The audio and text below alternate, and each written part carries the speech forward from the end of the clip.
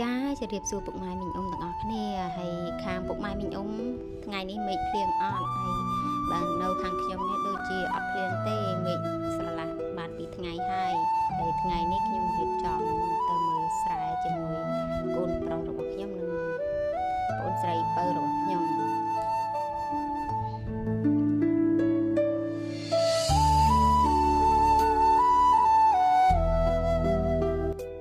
ចាខ្សែរបស់ខ្ញុំមិនឆ្ងាយពីផ្ទះប៉ុន្មាននោះទេ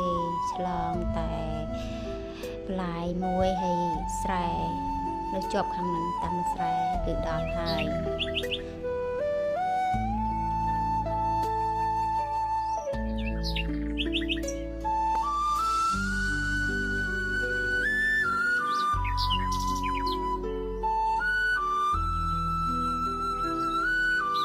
ខ្ញុំពិតជារីករាយជាមួយនឹងទេសភាពសឹកស្រែបែបនេះខ្លាំងណាស់ព្រោះវាមានក្លិនក្រអូបចេញពីស្រូវធ្វើឲ្យអារម្មណ៍របស់យើងមានអារម្មណ៍ថារីករាយនិងធូរស្រាលបាត់ទុក្ខកង្វល់